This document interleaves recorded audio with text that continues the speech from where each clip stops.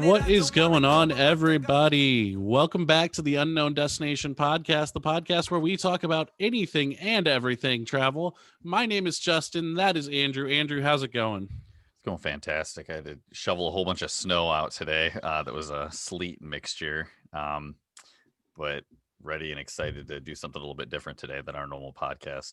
Yeah, I am too.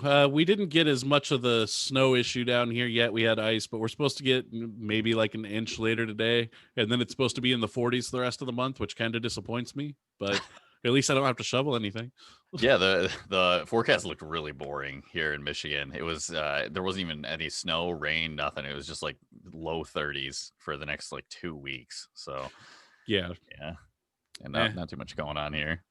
All right. Well, there's also not that much going on new in the travel industry. Basic same things. Still a bunch of COVID restrictions and blah, blah, blah, blah, blah. Same thing we say every week. So let's do something a little bit different today. I have an article pulled up here from Travel Pulse. It was released actually on Christmas Day, and it is called The Naughtiest Airline Passengers of 2020. I'm very excited. I am very excited about this too. Now, I actually purposely did not read. I read the first page just to kind of know what the article was going to be about, but it's one of those like slideshow articles, so I haven't gone past the first page yet. So I'm going to be reacting to this right off the bat too.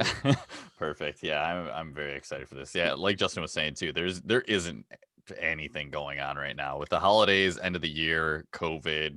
There really isn't any major changes that we're going to go through. We'll probably end up going through like maybe a weekly type of podcast where we kind of can condense all the news into the week instead of doing the multiple weeks, but trying some new content for you guys here. Yeah, let's jump into it. One other thing before we jump into it, I just want to say if you are here from our New Year's countdown video and you're a new subscriber, welcome. Thank you for subscribing. We are more than excited to have you here, and I think you are here at the right time because I think this is going to be very entertaining. Yeah, to say the least. All right, so let's go ahead and start this off. So for this first article, it says the year began with a bang when an unidentified man was witnessed exposing his genitalia in an airport terminal before ultimately urinating in a seated position onto the floor as other travelers looked on in horror. But wait, in a similarly bizarre incident in January, a visibly intoxicated man locked himself inside of a bathroom stall at the Peoria International Airport in Illinois to drink and smoke before requesting to be taken to jail. Wait, so is this the same place? Is that why it's like a twofer? So I guess it's a twofer because both of these things did happen in January of 2020. So they were right off the bat, like start the year off with a bang. Okay. As far as where the first one happened, it actually doesn't necessarily say. It was originally gotten from a video on an Instagram account called @PassengerShaming. Oh God. Okay. Which I'm sure we will grab a deep dive into that Instagram account at some point. I'm familiar with that. I've seen that account before. That sounds like something we're gonna have to do a YouTube only content on.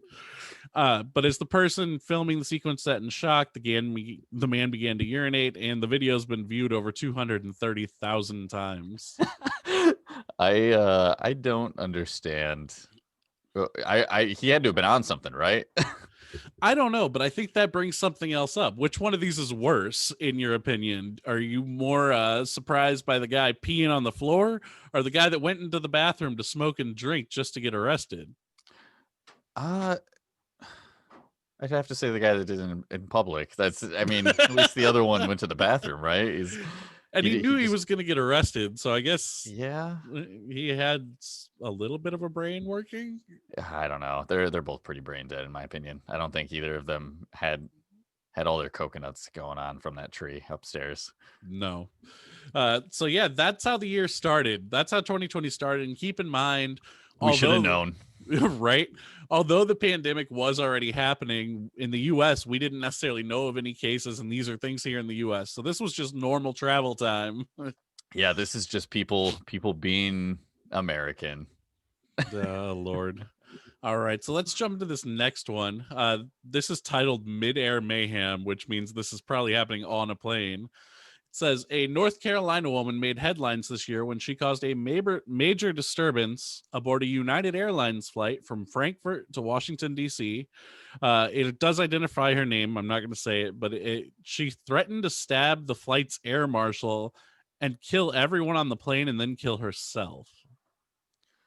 Oh, well, that's gonna be that's definitely some lifetime bans in the flying world, and also some therapy. That's wow. It's unfortunate because the name, I'm sure this person's already stereotyped based on their name, and It was a unfortunately, Karen, wasn't it? no, Oh. it was a foreign name. Oh, stereotype like that. Yeah, and I just she's not helping the stereotypes here. I think we all know what stereotype we're talking about here. Yeah. So another part of this one, it looks like every single one of these is kind of going to be a twofer, but Okay. this one is actually something that happened. It said last month, and this article was released in December, so this would have been November of 2020. Mm-hmm. An American Airlines passenger was arrested following a flight from Orlando to Philadelphia when they allegedly began climbing over seats and asking fellow passengers, "Where's my parachute?" Okay, so quarantine has hit some people harder than others. And then the last, there's 3 on this one. Wow, this one's going to be more genitalia. Okay, of course it is. And then finally, on this part of the article, meanwhile, the year also saw a pair of naughty Russian pilots come under investigation after allegedly deviating from course to create an image of a man's genitalia that would appear on radar and flight tracking sites. All right, can we just appreciate the magnitude of how of the effort that went into this? I'm not even mad at that one. That's hilarious. All I can think of is that Austin Powers scene when they're looking up at the sky. Look at that. It looks like a giant Johnson. Yes, sir. That's great. As long as they were flying safely and they weren't interrupting anybody's flight paths, I don't even care if they were. More power to them. That's great. You're gonna draw a penis through the sky. That you can waste 3 hours of my day. Oh, so that was in Russia. That was in Russia. Yeah, that doesn't. Yeah, I'm not too sure what they want. Yeah.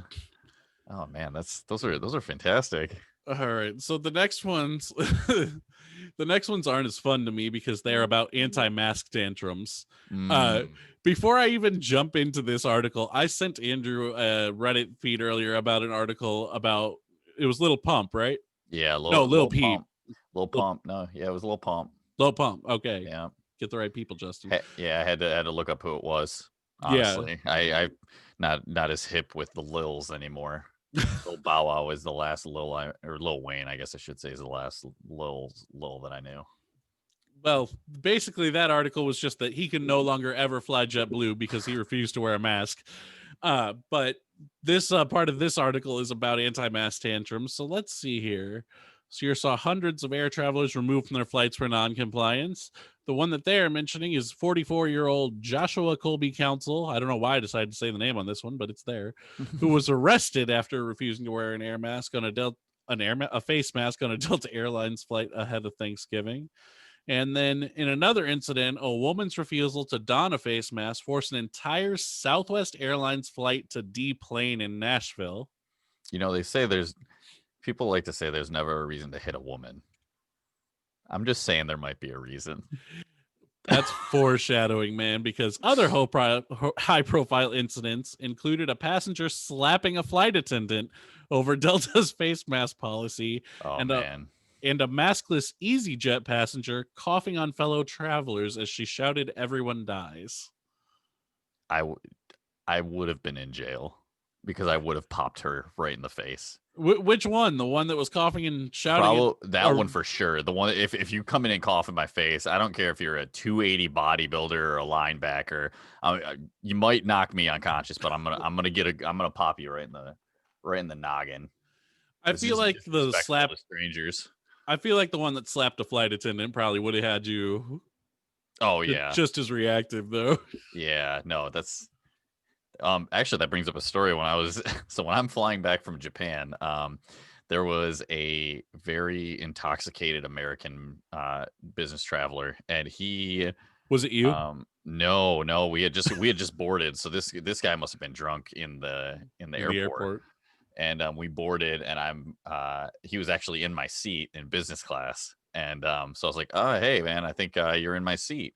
And he's like, "No, I know I'm in the right one." And so I was flying on the pond A&A, and they've got like some of the best flight crews. A flight attendant comes over and she goes, "Is there a problem here?" And I'm like, "Oh no, we're getting it worked out. This gentleman is just he's in my seat and he just doesn't realize it." And come to find out, this guy was supposed to be in coach. I don't know what part of his brain thought that where he was sitting was in coach, but he got up in the flight attendant's face and started yelling at her and started saying really, really racially charged statements. Oh boy. Al Nippon being like a huge Asian carrier, most of their workers are Asian. That's Right. so he as soon as he started that, I got up in his face and ended up throwing basically like pushing him back into coach. Um, and I thought I was gonna get like stuck in Japan for because they have a pretty no tolerance on that kind of thing, but I couldn't stand by and like watch that happening because he was basically spitting on her. He was in her face so closely, yelling. Was the other person was Larita there for this? I don't know if she had boarded yet, Okay. or she might have been in her seat. Yeah, I can't remember where exactly we were on the return. I remember the flight over really well. The flight back was just such a blur. For those of you that don't know, Larita's one of our former coworkers who hopefully we'll have on an episode soon. But I had to ask because if she was involved in that story, I'd want more insight from her on it. Yeah, I don't know. I don't know if she was paying attention to that at all because it was like kind of when near the end of boarding almost because we had almost missed the flight back, and so it was kind of loud in there where they were kind of like getting the engines ready, so you couldn't really hear a ton. But yeah, this guy was extremely aggressive. I'm like, you're giving Americans such a bad name over here, and I thought I had to, you see something and you do something about it. And that, Yeah, me, I don't keep my mouth shut anyway. So we true had to, we story. had to get involved in there. So yeah, definitely understand that. Wow. You can continue on our list though of other things that I probably can relate to. All right. Well, I hope you can't relate to this, but let's jump on over to Sri Lanka. Okay. A man was caught with 200 live venomous scorpions in his luggage at Sri Lanka's international airport in January. And then in the same month, U.S. Customs and Border Protection had an officer that was caught excuse me, smuggling cocaine inside of his carry-on at the Atlanta Hartsfield Jackson International Airport. All right. So I can relate to one of those two. I won't tell you which one. No, I'm uh, just kidding. I can't relate to either the scorpion smuggling or cocaine smuggling. okay, good. Just wanted to get that out there. And That's crazy. yeah, to jump on the same thing, just in this same spot, 2020 also saw officers at Miami International Airport seize almost $500,000 being smuggled out of the U.S. in furniture, while a Go Air passenger traveling from Dubai was caught with more than 2 pounds of flattened gold inside of his rectum. I think we found one you can relate to. Hmm. I I'm just thinking the logistics of that. How do you think, you know what? I'd really like to smuggle some gold. The only way to do it is to flatten it and shove it up my butt. I you know, not everything's worth it, man. No. I, you know what? Maybe he's got a technique. Maybe he didn't feel it. I don't know. But can we go back to the fact that a Customs and Border Protection agent was smuggling cocaine in his carry-on? Yeah, that one. Like that, how stupid can you be? He must have thought he had an in or something, and somebody flipped on him. Somebody's a dirty rat. Yeah, I'm going to assume it doesn't say, but I wouldn't be surprised if he was traveling in uniform and thinking, "Oh, they won't look at my stuff."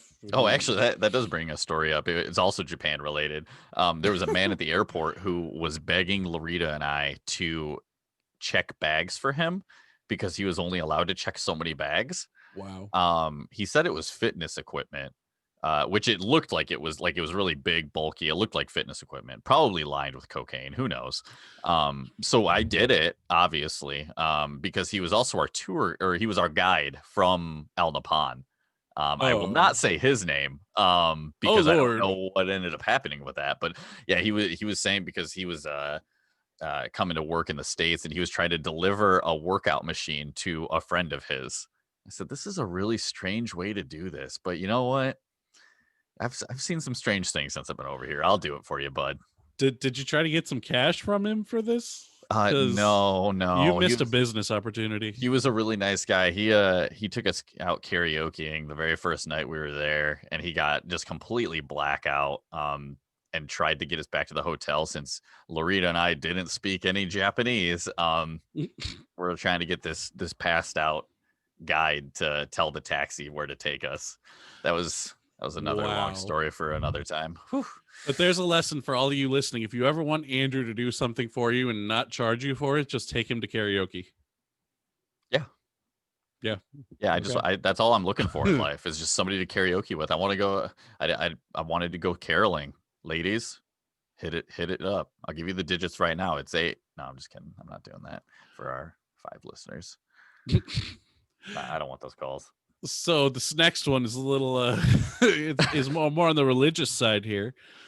Titled Pastor Lands in Hot Water. So North Carolina Pastor Daniel Chalmers issued an apology after he was accused of urinating on a woman at the back of a red-eye flight from Vegas to Detroit in October.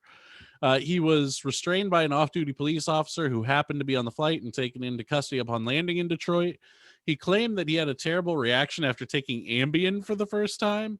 However, documents obtained by the news channel revealed that he admitted to having 2 drinks before the flight, but blew a 0.17 in the blood alcohol test. So he was That's wasted. that is more than 2 drinks and an Ambien, my friend. That's like Andy Cohen on his New Year's Eve broadcast right there. Yeah, that's that's so what? I mean, I've been like blackout before, but the first thing I do when I'm blackout is not go pee on somebody. Yeah. You don't R. Kelly them. I don't understand. Oh Lord.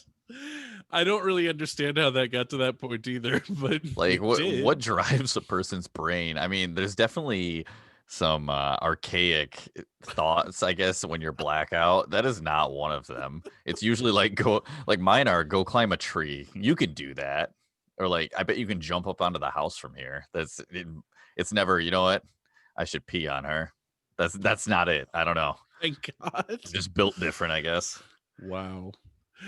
So this next one is titled something. Andrew, this is not the name of the airline. It's the name of the article. It is Mhm. Naked Naughty Passengers. So in November, a United Express flight was forced to make an emergency landing after a woman who appeared to be intoxicated became belligerent toward passengers and crew members and stripped down to her underwear. 25-year-old Sierra Nicole McClinton was later charged with disorderly conduct and public intoxication.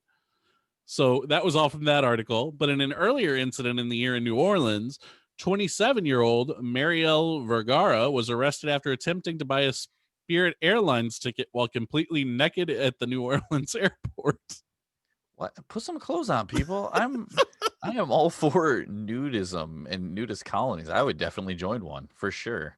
But you don't go to the grocery store and just be like, hold on, let me get my credit card and like bend over. Like you put some clothes on. It's weird. Like it's like do you not? I mean, I don't get enough attention at home. You don't see me running down the street naked. I don't. What? These So are actual people? yeah, I looked up the one in New Orleans just because I was curious. I was looking at her mugshot. She's got like a lip ring and a bullnose nose piercing and a piercing above her top lip. But like it looks like she has some. Liberal? Does she look liberal? I bet she looks liberal. She may have. I can't tell if those are tattoos or dermal piercings up by her eye, but Oh, gross. Either way. it's. Hot take. Meanwhile, Andrew's looking and downloading the picture. She looks so angry though that she got arrested for trying to book Sure a she flight does. naked. I'm sure she's super It's- mad. I'm sure it's encroaching on her freedom. the weird thing is, I'm here like trying to figure out why she did it and seeing if there's more information to it.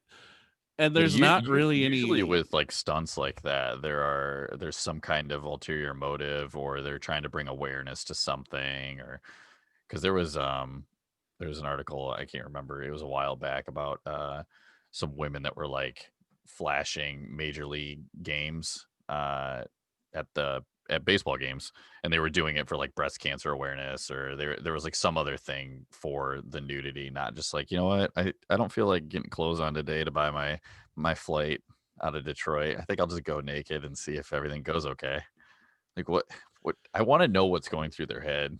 Yeah, and normally with articles like this, you see something like later they're charged with public intoxication, like we saw on the first one. But I'm not really Hmm. seeing any other charges and stuff other than public Other than nudity. she's just So insane. I don't know.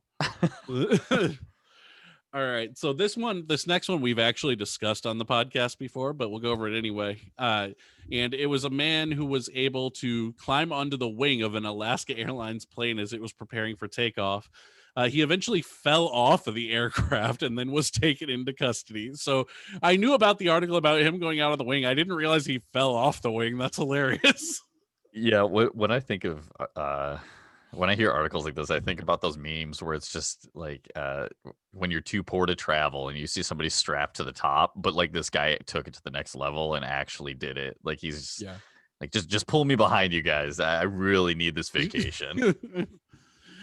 Oh man. And then that one got a lot of media attention, so we'll kind of move along here. But this next one, in Ukraine this year, a female passenger was banned after opening the emergency exit door and walking out onto the wing during the deplaning process because she was hot and wanted to cool down. Oh, she was definitely having an episode. She was probably getting like claustrophobic, or something was going on that made her Yeah, snap. honestly, saying you're hot and want to cool down and trying to get off the plane really quick during deplaning, that does tell me you're probably having some Anxious. sort of anxiety issue. Yeah. Yeah, those aren't easy to open. Have you ever had to open one? No. Oh, I've had to open one before. When we were landing, where was that? I think I was coming back from Florida into Detroit, and something with they had to deplane us out on the runway, so they wanted Okay. us to open them. And one of the flight attendants, she couldn't get it open, which that she probably lost her job, because I know that that's one of the requirements for a flight attendant, is to be able Yeah. to operate those.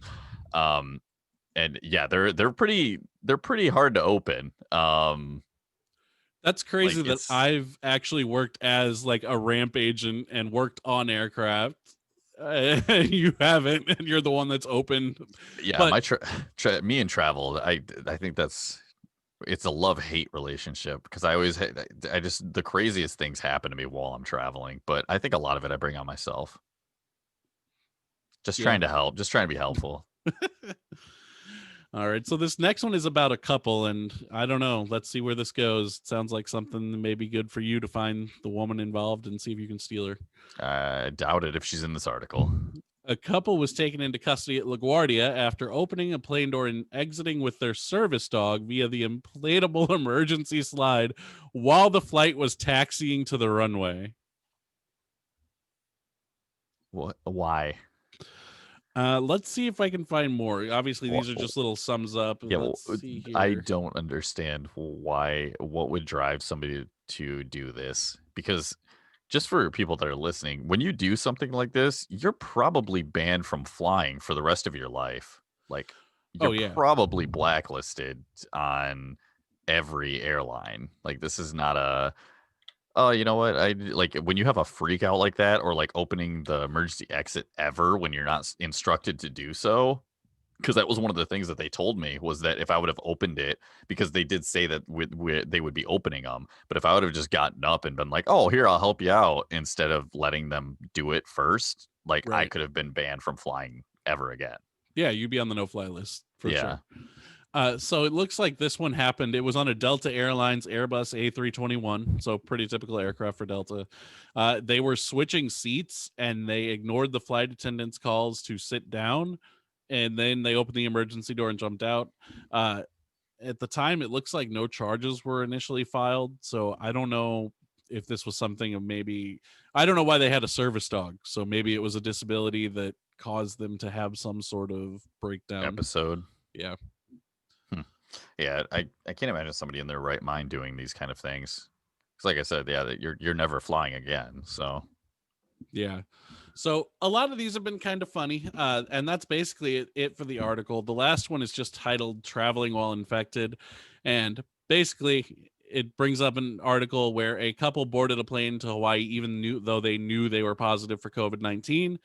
Unfortunately, this has happened way, way, way too much this year. A lot of people have knowingly flown while having COVID-19. It's a big part of the reason that we aren't recommending flying right now. It's a big part of the reason I'm not flying right now.